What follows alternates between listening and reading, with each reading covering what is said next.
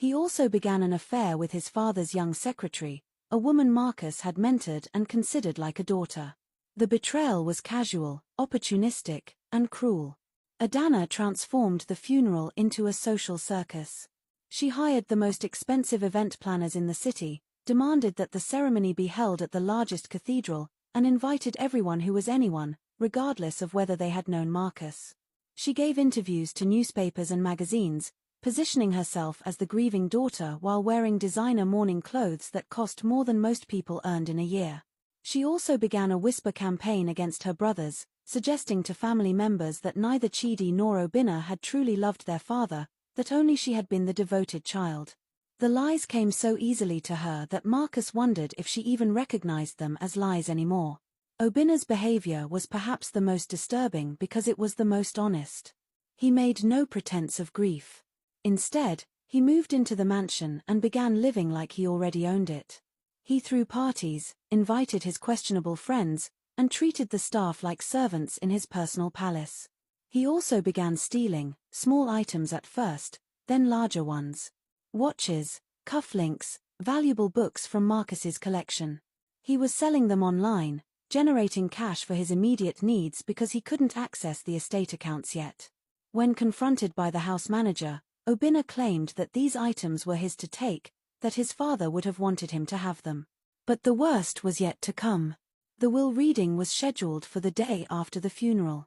Marcus's lawyer, who was party to the deception, had prepared a fake will that would be read to the family. This will divided the estate into 3 equal parts, with some conditions attached. Each child would receive their inheritance only after completing certain tasks that demonstrated responsibility, charity, and family loyalty. The conditions were not onerous, just enough to test their character one final time. The funeral itself was a spectacle that Marcus watched from a car parked far from the cathedral. Thousands attended, many of them strangers drawn by curiosity or the promise of elaborate catering. Adana had indeed spared no expense. There were multiple choirs, imported flowers, and a program that listed every one of Marcus's achievements as if they were her own accomplishments. The 3 children sat in the front row, dressed in matching traditional mourning attire that had been custom-made at enormous cost. They looked appropriately somber, but Marcus could see through them now. Chidi kept checking his phone. Adana kept adjusting her makeup for the photographers.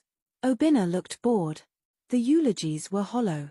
Chidi spoke about his father's business acumen but made it sound like he was really talking about himself, about how he had learned from the best and would carry on the legacy. Adana spoke about her father's love for family, choking back tears that never actually fell, while describing incidents that had never happened. Obinna mercifully kept his speech short, thanking everyone for coming and suggesting they all move to the reception where, he joked, his father would want them to celebrate rather than mourn. The joke fell flat. After the funeral, after the burial at the expensive cemetery plot that Adana had insisted upon, the family gathered for the will reading. The lawyer's office was crowded with the 3 children, their spouses, several cousins, and various hangers-on who hoped to be mentioned in the will. The atmosphere was tense with anticipation. This was the moment everyone had been waiting for. The lawyer opened the document with appropriate solemnity and began to read. As he outlined the equal division of assets, Marcus watched through a carefully positioned camera feed from his hidden apartment.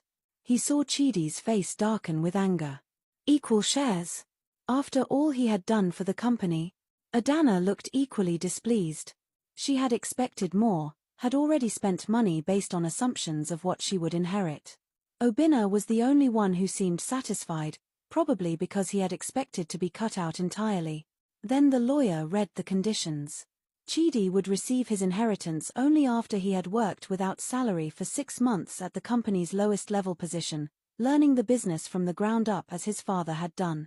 Adana would receive hers after she had spent 6 months volunteering at a charity, actually working rather than just attending galas. Obinna would receive his after 6 months of steady employment at any legitimate job, paid for by his own efforts without family connections. The room erupted. Chidi called it an insult, a manipulation from beyond the grave. How dare his father treat him like some entry-level nobody? He had an MBA from Harvard. Adana declared the conditions impossible. 6 months of actual work. She had a lifestyle to maintain. What would people think? Obinna laughed bitterly and said what they were all thinking. The old man had found a way to control them even in death. He refused to play along. They all refused. Within 24 hours, all 3 children had hired lawyers to contest the will. They argued that their father had not been of sound mind when he drafted it, that he had been unduly influenced, that the conditions were unreasonable and unenforceable. They banded together for the first time in years, united not by love or grief, but by their mutual resentment of their father's final wishes. The lawsuits they filed would have tied up the estate for years, costing millions in legal fees, destroying the business, and ultimately leaving everyone with far less than they would have received if they had simply accepted the terms. Marcus had seen enough. The test was complete, and his children had failed spectacularly. Not one of them had mourned him genuinely. Not one had honored his memory. Not one had shown even a shred of the character he had hoped to instill in them. They were strangers to him now, strangers who happened to share his blood and his name, but nothing else. On the morning of what would have been his 1-month death anniversary, Marcus Okonkwo walked into the lawyer's office where his children had gathered for yet another meeting about contesting the will. The secretary tried to stop him, part of the plan, creating enough commotion that the conference room door opened and Chidi stepped out to see what was happening. The color drained from his face. For a moment, he looked like he might faint. He made a sound, something between a gasp and a cry, and stumbled backward. Adana appeared next, drawn by her brother's reaction. She screamed, a genuine scream this time, nothing theatrical about it. Obinna emerged last, took one look at his father, and said a word that would have earned him a slap if Marcus were feeling charitable enough to touch him. Marcus stood in the doorway, very much alive, and looked at his 3 children with eyes that held no warmth, no forgiveness, only a deep and abiding disappointment. He was dressed in the same traditional outfit he had worn to important business meetings, his posture straight despite his age, his presence commanding the room as it always had. The explanation took hours. Marcus detailed everything he had witnessed.